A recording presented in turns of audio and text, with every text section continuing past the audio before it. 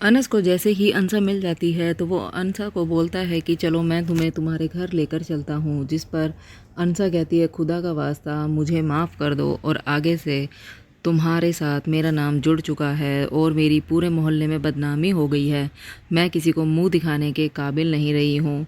जिस पर अनस कहता है कि मैं जान चुका हूँ यह हरकत किसकी है। तो अंसा एकदम से हक्के बक्के रह जाती है और वो खड़ी होकर कहती है कि तुम मुझे बताओ यह काम किसका है, मैं उसे जान से मार दूंगी। तो अनस भी अंसा को बता देता है कि यह शयान का काम है। इतने में दूसरी तरफ से खुर्शीद चाचा आ जाते हैं। चाचा जब देखते हैं कि अंसा घर के बाहर बेमददगार बैठी है तो वह बहुत ज़्यादा गुस्से में आ जाते हैं। वो बेचारी को गले लगाकर अंसा कहती है कि चाचा आप तो जानते हैं मैं ऐसी लड़की नहीं हूँ। मेरी यूनिवर्सिटी में एक लड़का है जिसके खिलाफ मैंने बहुत बड़ी उसको अनस को बचाया था, उसी ने ये बदला लेने के लिए ये सब मेरे से किया है। अरे यार,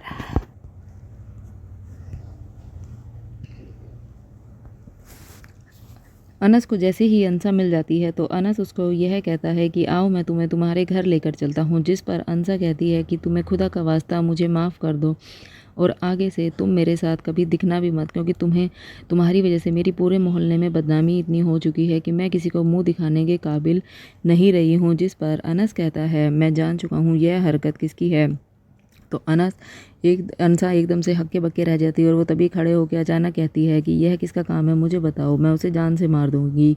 तो अनस भी अंसा को बता देता है कि यह शयान का काम है। कि इतने में उसके चाचा दूसरी तरफ से आ जाते हैं। जब वह देखते हैं कि अंसा बेमददगार बैठी है घर के बाहर, वो बहुत रो रही होती है, तो वो बहुत ज़्यादा गुस्से में आ जाते हैं और बोलते हैं तुम्हारा भाई तुम्हारे साथ ऐसा कैसे कर सकता है। उधर अंसा कहती है कि चाचा आप तो मुझे जानते हैं, मैं ऐसी लड़की नहीं हूँ। मेरी यूनिवर्सिटी में एक लड़का है जिसने अपना बदला निकालने के लिए ही ये सब ऐसे वीडियो बनाकर हमें झूठी वीडियो में फंसाकर हमें बदनाम किया है। खुर्शीद चाचा उसको गले लगाकर कहते हैं बेटी अंसा तुम मेरी बेटी जैसी हो और मेरी बेटी भी होती तुम्हारी जगह तो भी मैं यकीन कर लेता। और वह यहाँ तो वैसे भी सब जानते हैं कि तुम बहुत अच्छी बच्ची हो, आओ मैं तुम्हें तुम्हारे घर लेकर चलता हूँ। जिस पर कि खुर्शीद चाचा उसको घर लेकर जाते हैं। तो इतने में ही अंसा का भाई और भाभी बाहर निकल के आते हैं, जिसमें कि उसके अंसा के भाई बोलता है कि यहाँ से दफ़ा हो जाओ, तुम इस घर में नहीं रह सकती, तुम्हारी हिम्मत भी कैसे हुई इस घर में आने की। उधर से चाचा बोलते हैं कि तुम्हारी हिम्मत कैसे हुई इसके साथ ऐसे बात करने की और घर से बाहर निकालने की, तुम्हारी जवान बहन है, तुम्हें शर्म नहीं आई। उधर से अंसा का भाई बोलता है इसको करतूतें करने में शर्म नहीं आई, इसने हमारे मुंह पर कालिक पोत दी है, तो मैं कैसे शर्म करूं। उधर से उसकी भाभी बोलती है कि तुमने खबरदार अगर एक कदम भी अंदर बढ़ाया तो मैं तुम्हें इस घर में नहीं रहने दूंगी। उधर से खुर्शीद चाचा बोलते हैं कि तुम अंदर जाओ मैं देखता हूँ। जिस पर कि अंसा भी कहती है मैं इस घर में बराबर की हकदार हूँ, मैं देखती हूँ मुझे यहाँ अंदर जाने से कौन रोकने वाला है। जिस पर कि उसकी भाभी बोलती है तुम इस घर में नहीं रह सकती, लेकिन फिर चाचा बोलते हैं ये इसी घर में रहेगी, इसमें इसका भी बराबर का हिस्सा है। और अंसा सबको धक्का मारकर अंदर चली जाती है। पीछे खड़ा अनस अपनी आंखों से ये सारा तमाशा देख रहा होता है और अब शयान को भी अरेस्ट करवाने का सिस्टम स्टार्ट होने वाला है। दरअसल अब अनस ने अपने अंदर के मुर्दा इंसान को जगा लिया है और उसने यह फैसला कर लिया है कि अब वह खामोश नहीं रहेगा। अनस वहाँ से चला जाता है, वह वहाँ से हॉस्पिटल जाता है क्योंकि उसके दादा की बहुत तबीयत ख़राब थी।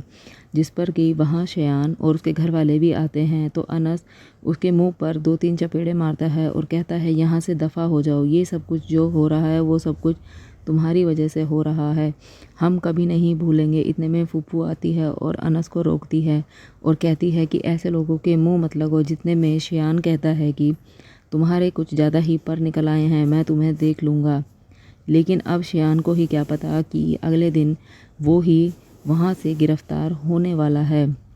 दूसरी तरफ अब अनस की फूफो भी यह फैसला करती है कि जब वह बाहर अमेरिका चले जाएगी तो वो अनस को ऐसे बेमददगार नहीं छोड़ सकती। जिस पर कि वो अपने अब्बा को कहती है कि आप वसीयत कर दीजिए, जिसमें कि अनस का जितना भी हिस्सा बनता है वो उसके नाम कर दीजिए, ताकि वो कल को किसी का मोहताज ना रहे।